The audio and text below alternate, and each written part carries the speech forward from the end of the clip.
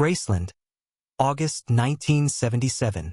Just weeks before his death, Elvis Presley opened his Bible and found a folded note tucked between the pages. He read it, paused, and wrote something beneath it that no one saw until years later. What he wrote that night still haunts fans around the world. It was August 14, 1977, a humid summer night in Memphis. The cicadas sang outside Graceland's white-columned walls. Inside, the house was quiet. Upstairs, a single lamp burned in the corner of Elvis Presley's bedroom.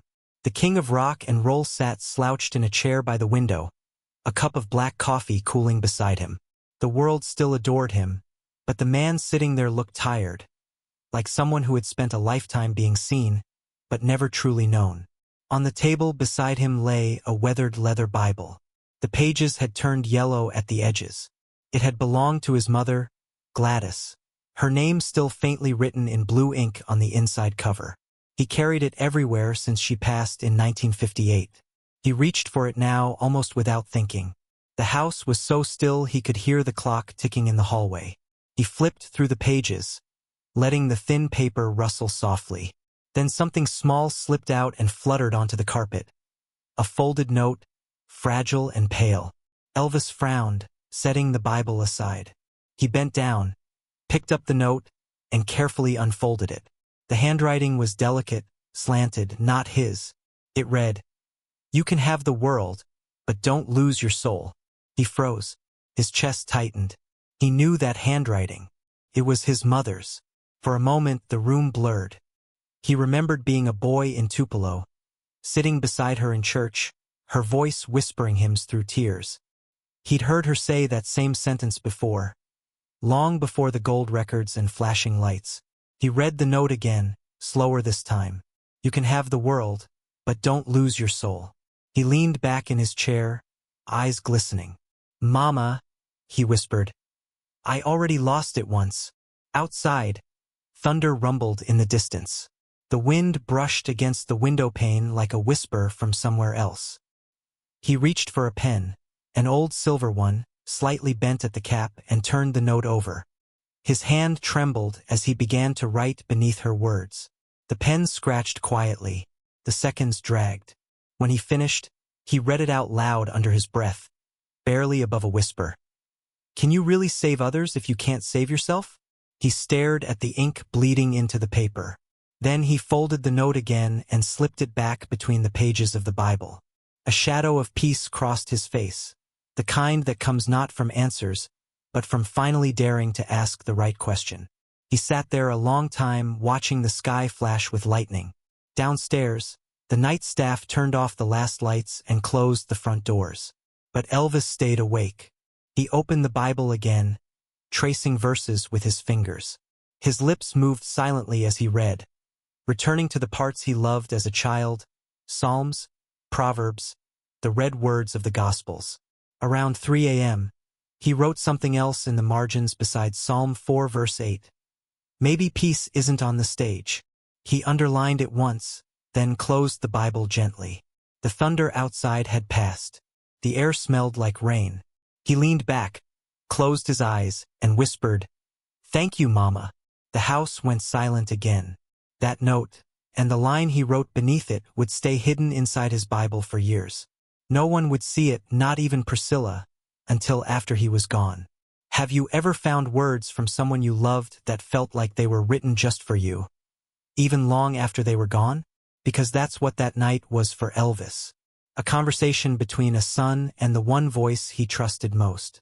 And within 48 hours, that Bible would become the last book he ever touched. Morning sunlight crept through the lace curtains at Graceland. The house, usually full of noise, staff, visitors, phones, was unusually still. Only the faint sound of birds outside and the rhythmic creak of a rocking chair in the upstairs hallway broke the silence. Elvis sat alone again, the Bible open across his lap. His eyes were swollen from lack of sleep. Beside him, a cup of cold coffee and a half-written song on a napkin. He turned the thin pages carefully until he reached the spot where the folded note rested. He pulled it out once more, unfolding it as if it were a fragile secret. His mother's handwriting was delicate but strong. The blue ink faded from time. The words still hit him with the same force. You can have the world, but don't lose your soul. He whispered it under his breath. The world I got, Mama. The soul, I'm still looking for. He stared at the ink like it might answer him back. Then his eyes drifted to what he'd written beneath her words the night before. Can you really save others if you can't save yourself? He read it 3 times. Every syllable felt heavier than the last. Downstairs, Charlie Hodge was tuning an old Gibson guitar, waiting for Elvis to join him for a quick rehearsal before their next trip to Vegas. The phone had rung all morning, reporters, promoters, fans. But Elvis hadn't answered a single call. Instead, he reached for a pencil and began scribbling in the Bible's margin near Matthew 16 verse 26. For what is a man profited, if he shall gain the whole world and lose his own soul? He underlined the verse twice, then sat back, staring into nothing. That's when Ginger Alden peeked through the door. Eh? You all right? He smiled faintly. Just thinking about the tour? She asked, stepping closer. He shook his head. About the silence. She frowned. What silence? He gestured toward the walls. When the crowd's gone, when the house is quiet, there's a sound that never leaves. Kinda like emptiness humming. She didn't know what to say, so she just nodded. Elvis looked down again at the note. His thumb brushed the corner of the page. Mama left this for me. Must have been years ago. Guess I forgot it was even there. What does it say? Ginger asked softly. He smiled sadly. It says everything I already knew but didn't want to hear. He folded it again, this time slower, almost reverently. Then he said something she'd remember forever. Funny thing about truth. It waits for you. Doesn't chase, doesn't yell. Just sits real quiet until you're ready to see it. Ginger tried to change the subject. You should eat something. I'll make you. But he interrupted, eyes still on the Bible. You ever wonder if the songs we sing can save people? She tilted her head. I think they already have. He smiled faintly, but his eyes stayed sad. Then why can't they save me? For a few seconds, she thought he was joking. But his face said otherwise. He reached for his pen again and wrote one final line beneath the others. If God's still listening, tell him I'm trying. The room fell silent again. Outside, thunder rolled across the sky like a slow drumbeat. Elvis looked out the window at the trees bending in the wind. Storm's comin', he murmured. Ginger said, You want me to close the windows? He shook his head. Nah, let it in. I like the sound of rain. Reminds me I'm still here. He closed the Bible, running his hand along its worn leather cover. The initials GP, for Gladys Presley, were still faintly visible on the spine. He whispered, You always find a way to talk to me. Don't you, Mama? Ginger leaned in and kissed his shoulder. You should get some rest. He nodded but didn't move. The clock ticked past noon. Downstairs, Charlie called up the stairs. We leavin' soon? No reply. Elvis just sat there, the folded note resting on the open Bible like a bridge between the past and the man he was still trying to become. He stared at it one last time before closing the cover. Can you really save others? He whispered again. If you can't save yourself? That single question, scribbled in a Bible written in doubt, would outlive him.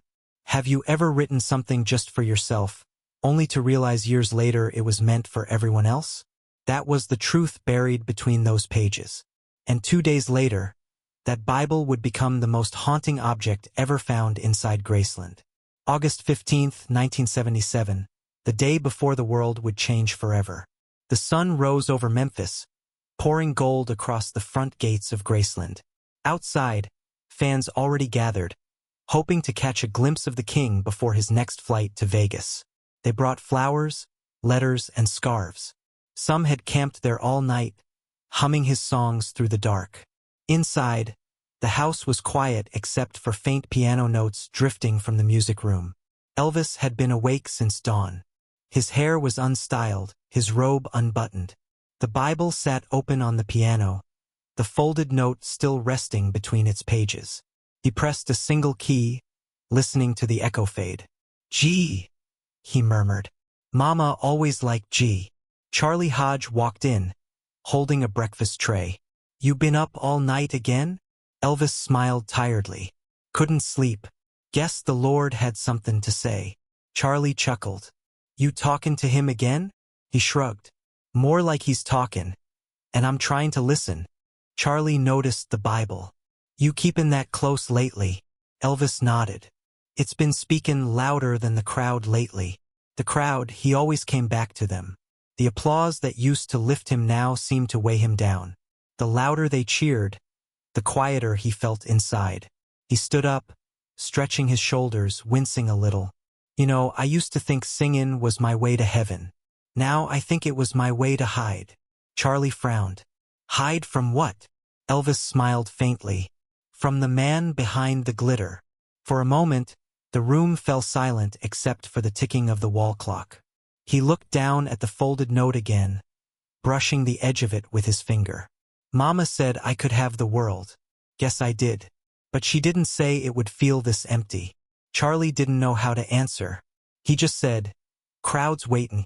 You still got a plane to catch. Elvis shook his head. They'll wait. He turned back to the piano, his voice soft but sure. I just need to play something for myself first. He began to sing, Take My Hand, Precious Lord. His voice cracked, but he didn't stop. The words filled the house, raw and trembling. When the final note faded, he whispered, Maybe that's all I ever wanted, to be heard without the lights. Ginger Alden appeared in the doorway, holding Lisa Marie's photo. She called last night, she said. Asked when you'd be home. He smiled sadly. Tell her soon. Ginger hesitated. You sure you want to go back on tour? You look tired. Elvis turned toward her. I'm fine. Just thinking, what about? He gestured toward the Bible. About whether God still listens to folks like me. She stepped closer. He does. You just stopped listening to yourself. For the first time that morning, he looked her in the eye. Maybe you're right. But deep down, he didn't believe it. Around noon, the phone rang again. Colonel Parker on the line, barking orders about rehearsals and flights. Elvis didn't answer. He let it ring until it stopped. He sat back down, flipping to the Book of Psalms again. The underlined verse caught his eye. I will both lay me down in peace and sleep, for thou, Lord, only makest me dwell in safety. He read it aloud, then wrote something small in the margin. I'm still waitin' on peace. Charlie saw the look in his eyes and whispered, You'll find it, E. Elvis smiled faintly. Maybe I already have. Maybe it just don't look like I thought it would. That afternoon, thunder rumbled again. Rain began to fall over Graceland, tapping against the glass like soft applause. He closed the Bible, stood, and stared out the window at the wet driveway below. A few fans were still there, soaked but smiling, waving signs. One held a poster that read, We still believe. He pressed his palm to the glass, watching the raindrops slide down his reflection. For a moment, the world outside blurred. It looked like tears. Have you ever wanted something so much that, when you finally got it, you realized it wasn't what you needed? That was Elvis's truth that day. The fame he once prayed for had become the storm he couldn't outrun. And while the world waited for another show, Elvis Presley was standing inside his mansion, holding a Bible and wondering whether he still believed in miracles. August 15, 1977. Memphis slept under thick, humid air. Lightning flashed far off in the distance, the kind of summer storm that makes the sky glow without thunder. Inside Graceland, every window was dark except one, the faint light from Elvis's bedroom. He sat at the edge of his bed in a plain white robe, the Bible open beside him. The note was still there, the folds now soft from use. He read it again, his mother's words, his own reply, the last line he'd added that morning. I'm still waitin' on peace. The house was silent. Even the clocks seemed to pause. He whispered, Maybe tonight. Downstairs, Ginger Alden was asleep on the couch, a magazine still open on her chest. She stirred when she heard faint piano notes coming from upstairs. Elvis had moved to the small upright by the window. He pressed the keys gently, humming the opening line of Unchained Melody. His voice was low, ragged, but strong enough to fill the room. Halfway through, he stopped and closed his eyes. "Mama, you still hear me?" The wind rattled the glass, almost like an answer. He smiled sadly. "Guess that's good enough." He turned the Bible to Psalms 4 verse 8. "I will both lay me down in peace and sleep." He underlined it twice, the pen pressing through the thin paper. Beneath it, he wrote 7 final words. "I'm going home soon. Don't worry, Mama." He sat back, reading it once more, as if trying to convince himself. Then he closed the Bible, resting his hand on the cover. "Home," he whispered. At 2 a.m., Charlie Hodge knocked softly on the door. You need anything?" Elvis smiled faintly. "Nah, just finishing a song." Charlie saw the piano light flicker across his face and hesitated. "You sure you're okay?" Elvis nodded. "Never better. Feels quiet tonight. Peaceful." Charlie didn't argue. "See you in the morning, then." As the door clicked shut, Elvis looked around the room, at the trophies on the wall, the photographs, the gold records. They used to shine like proof that his life had meant something. Now they looked more like reminders of a man trying to fill an emptiness no applause could reach. He whispered, "You can have the world." His mother's words again. "But don't lose your soul." He picked up a framed photo of Lisa Marie, smiling in the backyard, hair lit by the sun. "I'll see you soon, baby." Then he did something he hadn't done in years. He knelt by the side of the bed. His voice was soft, barely audible. "Lord, if you're still listening, take this noise out of my head. Let me rest." He stayed there a long time, the air thick and still. Outside, the rain finally stopped. The sky cleared just enough for moonlight to pour through the curtains. It washed over him like silver water. He stood, closed the piano lid, and walked back to the bed. The Bible was still open to the underlined verse. He ran his hand over the page one last time, then set it on the nightstand beside the lamp. When Ginger woke hours later, just before noon, she called his name. No answer. She climbed the stairs, the floorboards creaking under her bare feet. She called again. The bathroom door was slightly open. Inside, the air was still warm from the night before. The world's brightest star had gone quiet. By 4 p.m., the news was everywhere, radios, televisions, headlines. Crowds began forming outside the gates. People cried openly in the street. Some fainted. Others just stood there, holding candles, whispering prayers they hadn't said in years. But upstairs, inside that room, one thing remained untouched. The Bible, lying open beside a single underlined verse. "I will both lay me down in peace and sleep." That was the last line Elvis Presley ever read. And the note beneath it, the words he'd written for his mother, would soon become the message the world never stopped repeating. Have you ever felt someone's goodbye long before you heard it? Because that's what this moment was. The quiet before eternity. August 17th, 1977, the day after the world fell silent. The front gates of Graceland overflowed with people. Thousands stood shoulder to shoulder under the August sun, clutching flowers, photos, records. Some sang "Love Me Tender" through tears. Others just stared at the house in disbelief. Inside, the air was thick with grief and confusion. Reporters crowded outside the fence, their voices echoing through the iron bars. But upstairs, behind closed doors, the housekeeper, Nancy Rooks, was quietly cleaning the bedroom. The police had already come and gone. The family had gathered, wept, and left. Only the stillness remained. Nancy moved slowly, folding robes, picking up papers. On the nightstand, she noticed the Bible, the same one he always kept beside the bed. Its pages were open, Psalm 4 verse 8 underlined in blue. First, she didn't touch it. She just stared, remembering how he used to read from it before shows. Finally, she whispered, "Lord, he really did come home." Then, as she lifted it to dust the table, something fell out. A folded piece of paper. She froze. Carefully, she picked it up. The paper was soft, edges frayed. One corner was marked with faint coffee stains. On the front, in delicate cursive, the words, "You can have the world, but don't lose your soul." Nancy pressed her hand to her mouth.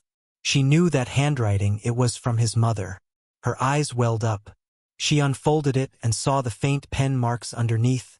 Darker, newer, different handwriting this time.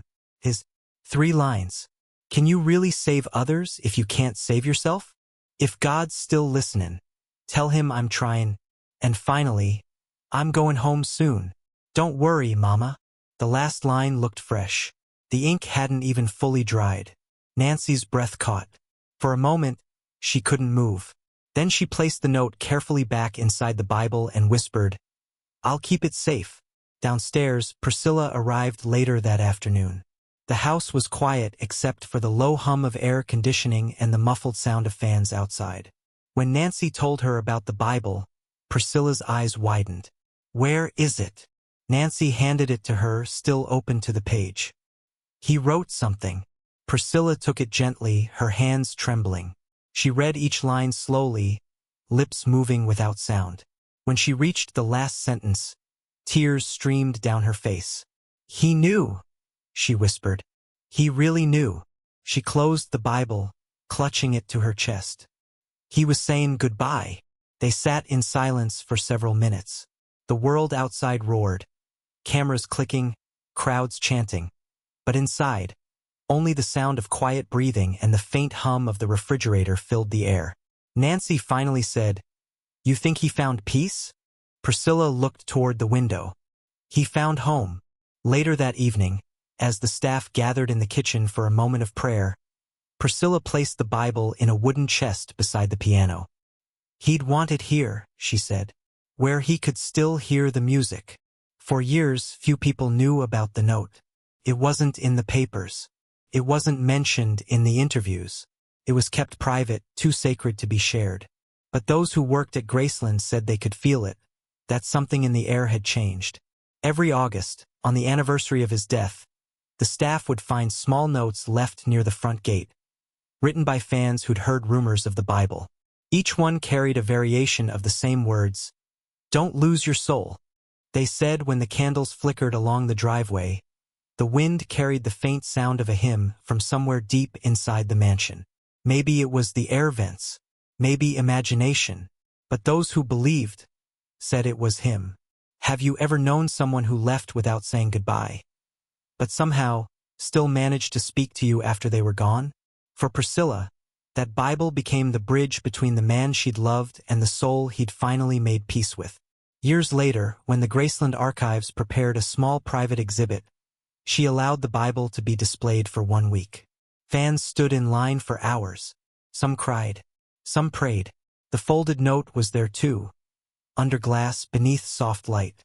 A small card read, "The final words of Elvis Presley. Psalm 4 verse 8. And for those who stood there long enough to read every line, one truth lingered like a song fading into silence. Even the brightest lights seek peace in the dark. Time passed. The world kept singing his songs, but inside Graceland, the Bible stayed locked away, untouched, wrapped in linen, resting in a small oak chest. For over a decade, it was kept from the public eye. Only 3 people knew where it was: Priscilla, archivist Bill Burke, and Nancy Rooks, the housekeeper who had found it that morning. By 1987, 20,000 fans visited Graceland every week. The house had become a shrine. People cried at the gates, knelt by the garden, left flowers in the rain. They came to feel close to the man who once made the world believe in something bigger than fame. But one summer morning, something changed. The chest was opened for a routine inspection, and the Bible was gone. No broken locks, no signs of a break-in, just gone. News spread quietly through the staff, whispered like a ghost story. Priscilla was furious but calm. "Don't tell the press," she said. "They'll turn it into a circus." Bill Burke searched everywhere, storage rooms, safes, even the old RCA offices. Nothing. For 10 years, the Bible's whereabouts became a mystery whispered among die-hard fans. Some said it had been sold to a private collector in Europe. Others believed it was stolen during an early exhibit. But one archivist had another theory, that Elvis's cousin, Billy Smith, had hidden it out of guilt. "He was protective of that Bible," Burke once said. "Thought it was too personal to display."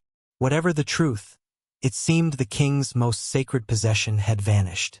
Then, one winter in 1999, a plain cardboard box arrived at the Graceland archives. No return address, just a single line written in shaky handwriting. It was meant to come home. Inside the box, wrapped in a faded towel, was the Bible. The leather was cracked, the pages yellowed, but the folded note was still there. The ink hadn't faded. His mother's words were still legible, his handwriting still clear, and beneath the underlined verse in Psalms, archivists noticed faint pencil markings. Small crosses, dates, and a symbol shaped like a heart intertwined with a crown. When Bill Burke turned the page, he saw a faint doodle on the inside back cover. A small star, drawn in shaky ink, with the initials GP beside it. Gladys Presley. He whispered. He was talking to her right up until the end. The Bible was immediately restored and sealed in a temperature-controlled case. It would never leave Graceland again.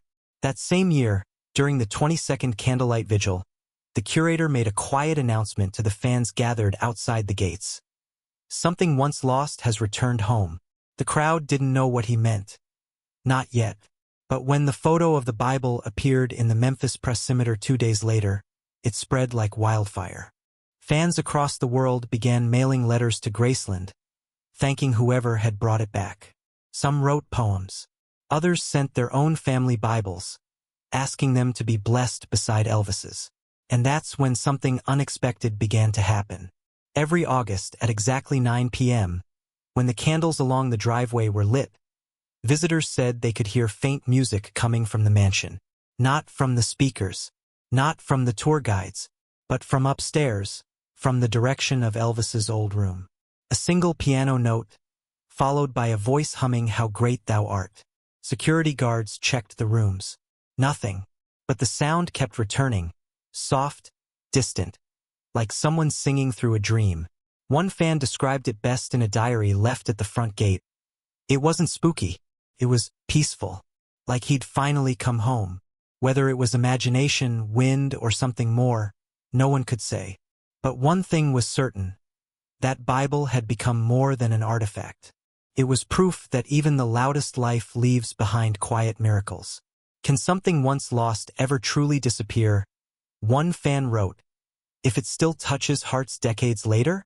That question, and the returned relic, turned Graceland from a monument into a living chapel of faith, music, and redemption. Because Elvis's story wasn't just about fame. It was about finding his way back to peace. And through that Bible, through those trembling handwritten words, he finally did. Decades passed, yet the story of the Bible never faded. It became something whispered between generations of fans, a secret shared like a prayer.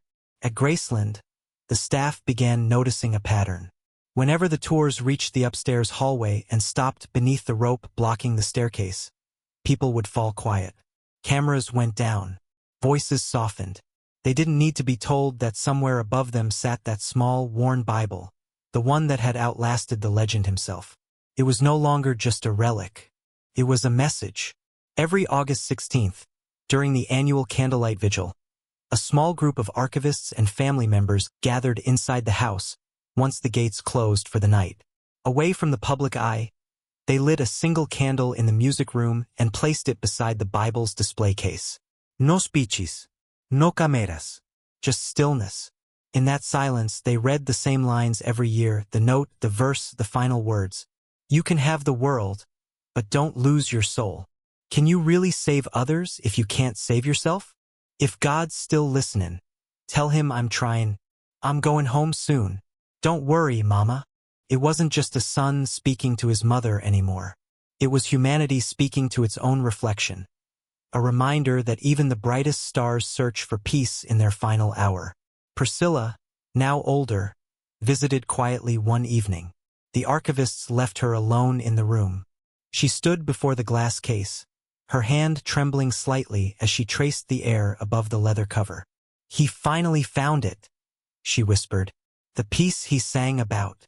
She smiled sadly, remembering the man behind the myth, the laughter, the tenderness, the late-night calls when he'd still ask, "Do you think Mama's proud of me?" Her answer was the same as always, "Yes, always." Outside, rain began to fall over Memphis again, tapping softly against the windows. The candle flickered, its light reflecting off the gold records on the wall.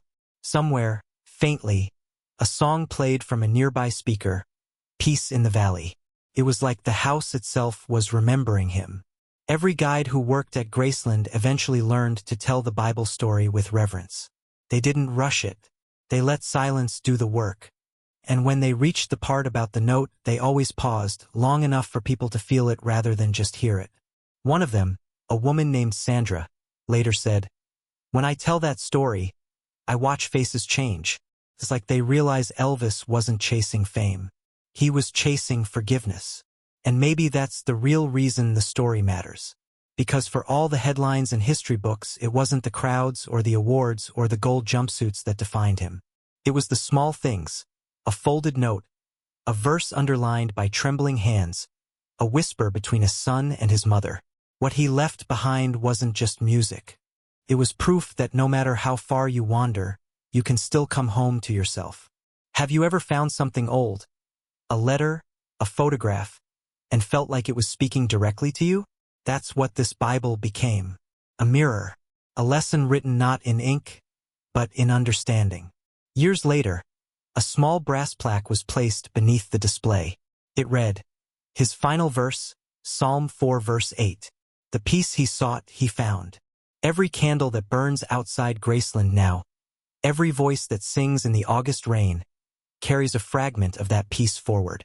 And if you listen closely during the vigil, when the crowd falls silent and the night wind moves through the gates, you might just hear it. A faint hum, a whispered line of gospel drifting through the air. No spotlight, no applause. Just a quiet, eternal melody. The one Elvis never stopped searching for. And finally, after all the years of noise, he found it, written softly in the margins of his mother's Bible. If the story moved you, share it with someone who still believes music can heal the soul. Because Elvis didn't just leave songs behind. He left a reminder that even legends search for peace. And maybe when you hear his voice tonight, you'll listen a little closer. You might just hear him whisper, "I'm home."